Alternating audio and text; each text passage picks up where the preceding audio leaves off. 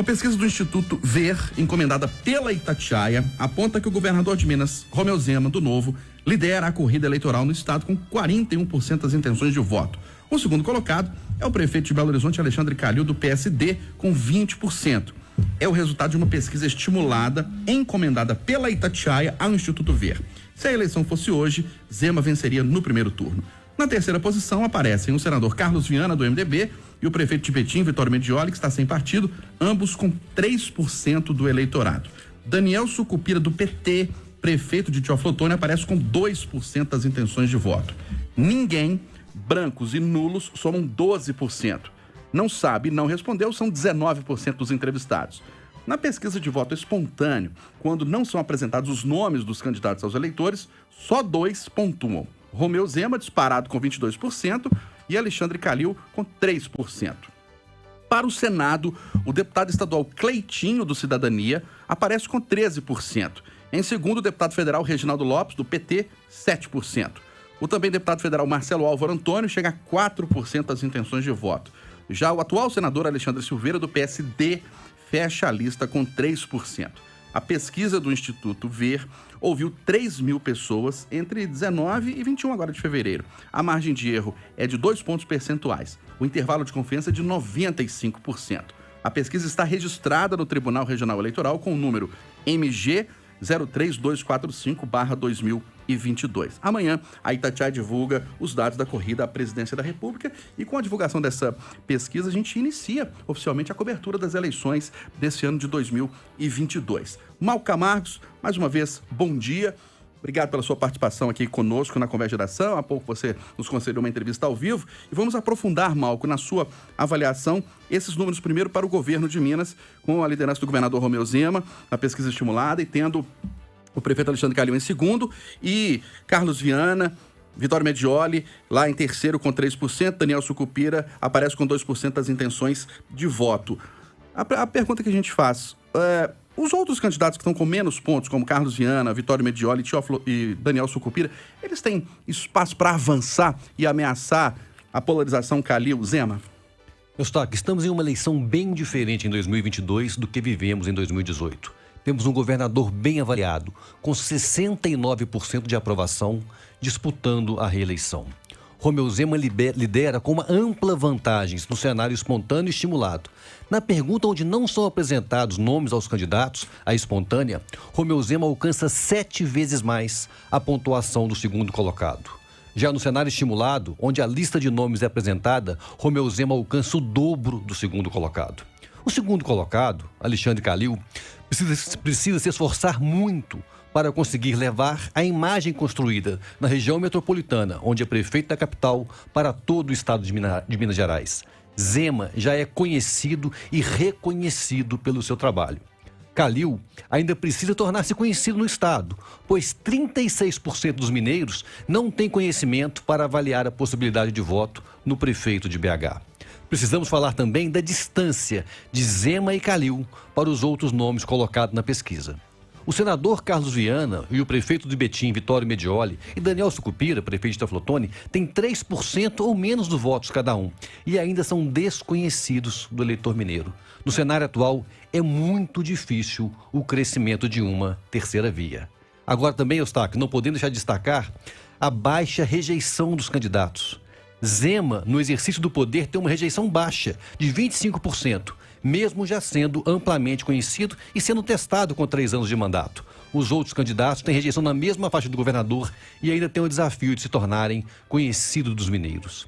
Se em 2018 havia um enorme desejo de mudança e o eleitor fez a escolha negando as alternativas, em 2022 o desejo é de continuidade e o eleitor poderá fazer escolhas entre nomes com trabalho conhecido e reconhecido no exercício dos seus mandatos. Para você, na sua opinião, Malco Camargos, é difícil uma terceira via porque não há tempo de Carlos Viana, Vitório Medioli e Daniel Sucupira se tornarem ainda mais conhecidos no estado, é isso? Mais do que isso, é porque o governador é bem avaliado e o seu principal opositor, Alexandre Calil, também é bem avaliado. A terceira via tem mais possibilidade quando o desejo é de nenhum, nem outro, como acontece na eleição presidencial, na eleição nacional, na eleição aqui em Minas, esse espaço está muito restrito. E na eleição de 2018 tinha justamente isso, o eleitor não queria aquela polarização entre Antônio Anastasia e Fernando Pimentel, tanto que optou pela terceira via, que foi o governador Zema.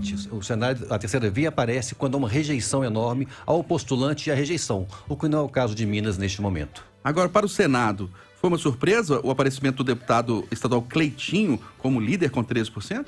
A princípio é uma surpresa, dado que se a gente olhar a hierarquia dos cargos, Cleitinho é um deputado estadual lutando contra pessoas com cargos mais importantes do que ele. Mas a disputa do Senado, Eustáquio, está muito distante dos eleitores mineiros.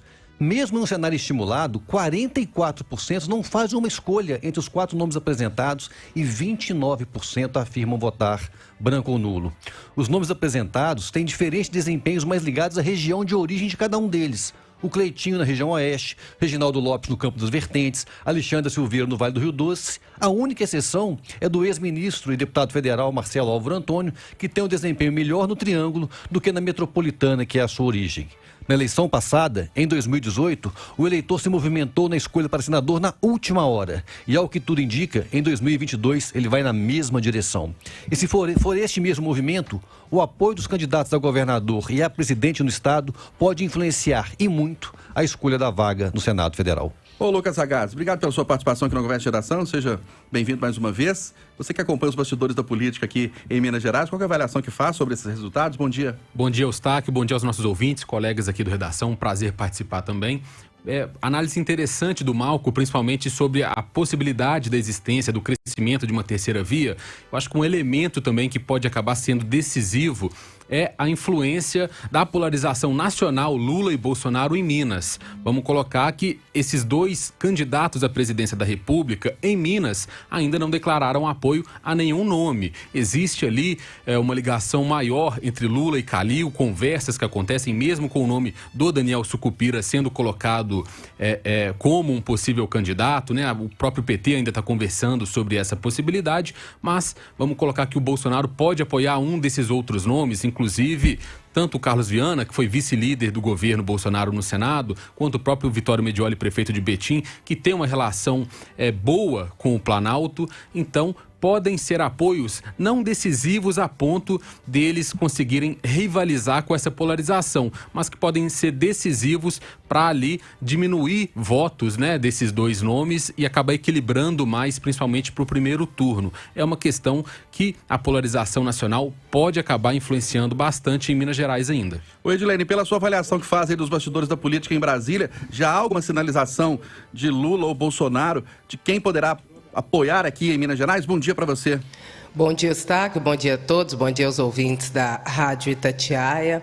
O desejo do ex-presidente Lula é apoiar a candidatura do prefeito de Belo Horizonte, Alexandre Calil.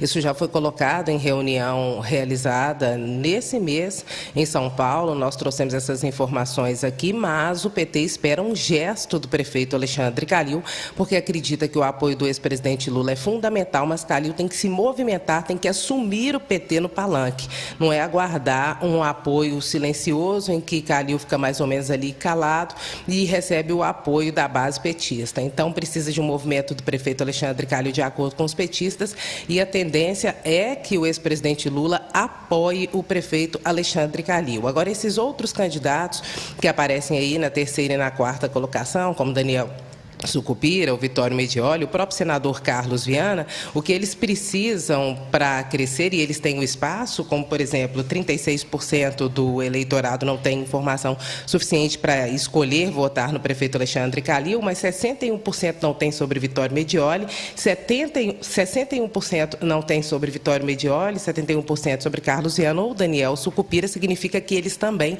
têm esse espaço para crescimento. E como o Lucas Ragazzi disse, é um apoio nacional que pode trazer essa definição melhor do quadro. E o que esses outros candidatos esperam é ocupar o lugar do prefeito Alexandre Calil, já que o Zema está consolidado. E Medioli tem feito um movimento muito grande. Há uma informação de que ele renunciaria no próximo dia 8. Eu tentei falar com ele de ontem para hoje, não consegui. Ele é de fácil acesso, mas não respondeu sobre essa questão. Tem vindo a Brasília, tem conversado com deputados, tem conversado com prefeitos e pode sim ser candidato ao governo de Minas e pode receber algum desses apoios. E conta com a perda de espaço de Alexandre Calil, já que Zema está consolidado, pelo menos nesse momento, na disputa. Tem aceitação e não tem rejeição, como disse Malco Camargos. E para você, Jônio Moreira, a pesquisa apresentou novidades, surpresas. Como é que é o cenário aí para a disputa ao governo de Minas com uma polarização entre Calil e Zema, mas outros candidatos também aparecendo? Bom dia. Bom dia para todo mundo. Eustáquio, a surpresa para mim, quando eu bati o olho nos dados, foi o Cleitinho aparecendo para o Senado. Eu esperava um Marcelo Álvaro Antônio mais bem colocado, Marcelo Aro mais bem colocado nessa disputa. Sobre a disputa para governador, não tive muitas surpresas, não. Imaginava que o Zema mais ou menos teria essa quantidade de votos. Uma pequena surpresa em relação ao Calil. Eu imaginei que o Calil tivesse 20% das intenções de voto quando a pesquisa é estipulada. Agora, Eustáquio, tem duas questões estimulada, né? Agora, tem duas questões que eu queria colocar. Inclusive, o Lucas Ragazzi já tocou, que é a polarização Lula-Bolsonaro aqui no estado. A gente tem que entender como é que vai ser isso. Como é que essas forças polarizadas em nível nacional, elas vão ser divididas aqui em Minas Gerais, porque eu acho que aí começa um movimento interessante para a gente acompanhar. E uma outra questão que eu acho que nós precisamos ficar de olho nos próximos meses, nas próximas pesquisas, é o movimento das redes sociais, né? Que peso que as redes sociais vão ter esse ano nas eleições? Vai ser o mesmo peso que essas redes sociais tiveram nas eleições de 2018 ou não? O eleitor aprendeu a lidar com as fake news ou não? Essas questões que envolvem, inclusive, deepfake, que é aquele vídeo lá que parece muito com a pessoa, praticamente igual ao candidato, falando alguma besteira, isso pode influenciar no jogo eleitoral? Então, acho que duas questões que eu olho à distância, assim, a polarização nacional, que pode ser replicada aqui em Minas, e aí a gente tem que ver se isso vai ser bom para um ou para outro, e a questão das redes sociais, que a gente precisa ficar muito de olho, que nós conhecemos esse movimento que aconteceu em 2018. E para você, Eduardo Costa, o que dizer, analisar os desdobramentos dessa pesquisa? Bom dia para você. Bom dia para todo mundo. Como os colegas têm seus ângulos e todos são importantíssimos, eu queria me ater a essa diferença de votos entre Zema e Calil, ou de intenção de votos. Para mim, não é surpresa nenhuma. Vamos aos fatos. Nos seus tempos de executivo do Grupo da Família, Zema fazia questão de ser o protagonista da abertura de novas lojas.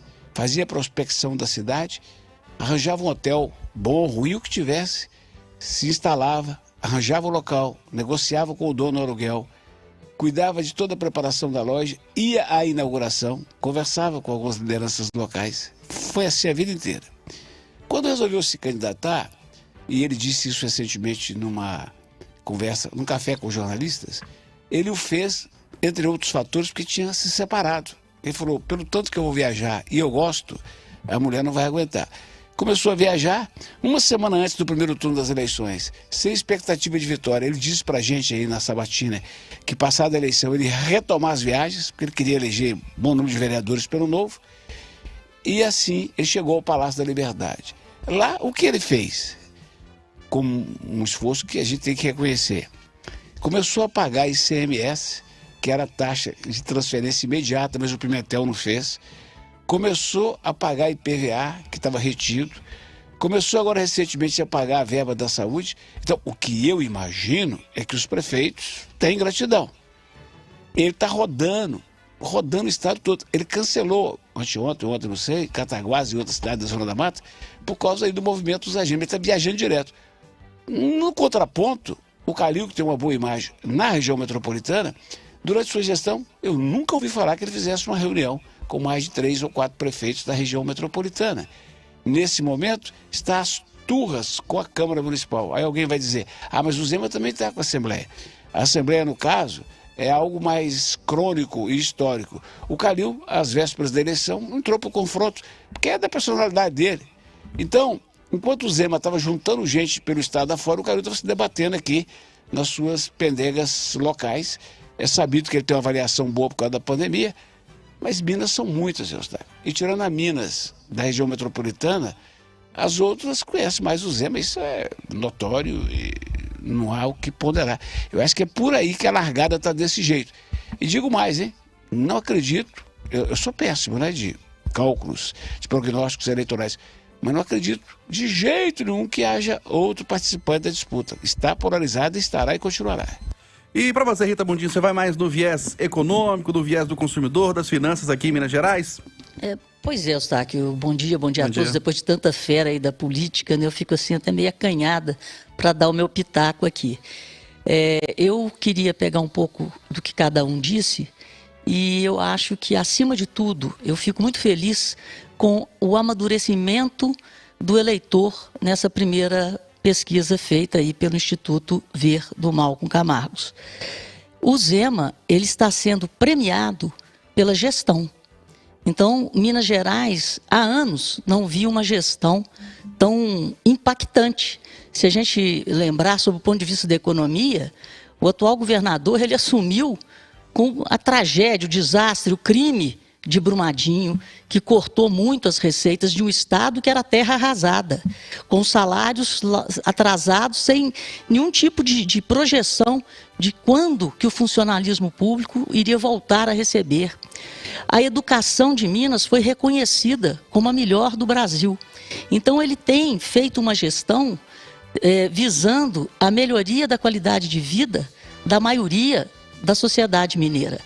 E viajando pelo estado inteiro, conhecendo as realidades, porque Minas são muitas, as dificuldades, e como disse o Eduardo, voltando a fazer os repasses, porque os prefeitos também estavam administrando terra arrasada, porque não tinha dinheiro.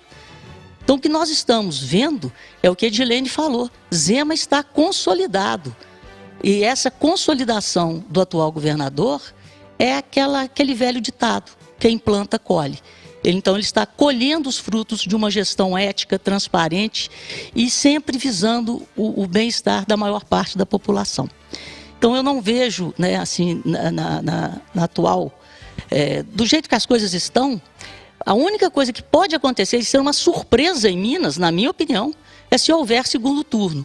E esse segundo turno, caso ocorra, pelo atual cenário, ele ocorrerá, sim, aí pela entrada da disputa, da polarização Lula-Bolsonaro.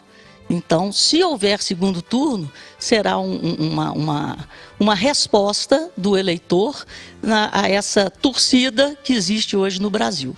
E em relação ao Senado, como o próprio Malcolm disse, eu acho que a escolha do senador vai estar muito ligada àquilo que apontar, né, o apoio de Romeu Zema vis-à-vis essa polarização Lula-Bolsonaro. Então, essa é a minha visão sobre esse quadro político divulgado hoje. Ô, Malco, para a gente arrematar esse tema, você acha que, por um lado, as redes sociais terão um papel fundamental na escolha do próximo governador de Minas Gerais, do candidato ao Senado, e, por outro lado, as fake news poderão atrapalhar muito? Sem dúvida, Eustáquio, esse é um grande risco deste pleito. E as redes sociais, não só na construção da imagem, mas principalmente nas fake news, na desconstrução da imagem, pode ser muito utilizada nessa eleição e pode mudar este resultado. É importante cada vez mais que a gente acostume a usar as notícias de checagem de fatos para que isso não ocorra. Rede social é um ótimo instrumento de comunicação, mas também é um instrumento de destruição de reputação e que é muito usado por políticos com más intenções. Eustáquio. Oi?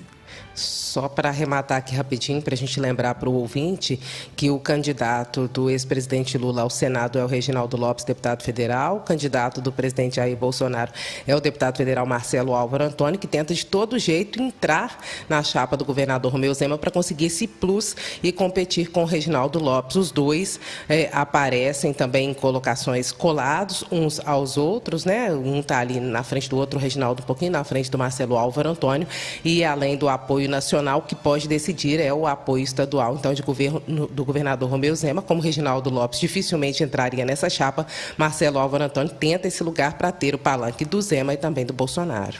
Falando em redes sociais, Eustáquio, é importante falar, e eu deixei de falar na hora que eu estava comentando, a questão do deputado Cleitinho. Tem muito a ver com as redes sociais. Ele é muito forte nas redes sociais. A gente vê o Janones também, que é muito forte nas redes sociais, aparecendo nas pesquisas que já foram divulgadas para a presidência da República. É lógico que tem toda uma questão envolvendo ali o domicílio eleitoral dele, mas as redes sociais explicam muito isso também. Essa largada, né? Essa partida aí do deputado Cleitinho. Sim. Deixa eu agradecer aqui ao Lucas Agaz pela participação na Conversa de Geração, analisando essa pesquisa do Instituto Ver. Um abraço, Lucas. Obrigado pela presença aqui, viu? Valeu, Eustáquio. Valeu a todos os participantes e ouvintes. Um abraço, Edilene Lopes. Um abraço, Eustáquio.